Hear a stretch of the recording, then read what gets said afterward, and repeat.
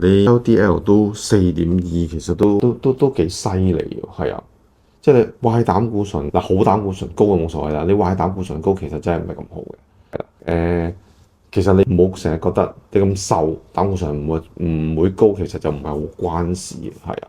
因為嗱，我哋一般見到膽固醇壞膽固醇高啦，其實會有啲乜嘢原因咧？第一個夜瞓，你長時間都係 miss 咗你嗰個肝代謝，即係幫你排毒嗰個時間咧。嗱，肝排毒嘅時間係咩啊？就係呢個11點到3點啊嘛。嗱，西醫都係嘅，西醫嘅理論咧就係11點到1點就係呢個液翻肝度排毒，OK？中醫咧就係11點到3點就係肝膽經主令嘅時間。咁嗰個時間如果你唔係處於一個睡眠嘅狀態嘅話咧，其實你血冇回流到肝去幫你清垃圾咁啦，係啦。咁佢嗰個膽固醇就容易高啊。其一，其二咧就係咩咧？就係經常喺出邊食嘢。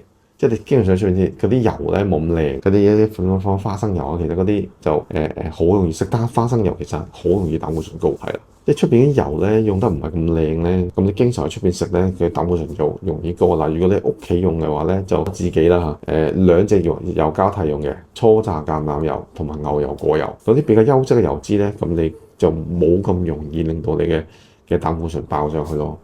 咁中藥可唔可以解決？都可以處理下嘅。你未開始食晒藥㗎嘛？係咯，咁試下咯。即係我哋藥街可能一啲保健嘅產品，其實我哋都曾經試過有客去幫你落到去。不過都係嗰句嘅，哪怕你個膽固醇攞得到去咧，你嗰個飲食習慣都要改嘅。你如果改唔到嘅話，我幫你落咗去，你轉頭你都係上翻嚟，其實都係嘥氣嘅。係啦，自己運動下，多啲運動係一定會好啲嘅。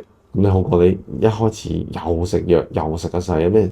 膽固醇咧，嗱，膽固醇其實你冇成日覺得膽固醇係一件唔好嘅嘢。其實我哋個腦 run 啊，即係我哋個腦去運作，其實係需要膽固醇嘅消耗。所以咧，好多客講咧話，哇！你食個膽固醇個人呆係真係呆啲啊，即係腦係冇轉得咁快嘅。所以趁你仲未開始食嘅時候，你即管試下咯，睇下可唔可以幫得到你咯呢樣嘢，好嘛？你試下咯，4個月睇下，你再去驗血，你都仲係爆晒標，你先再考慮要唔要食藥。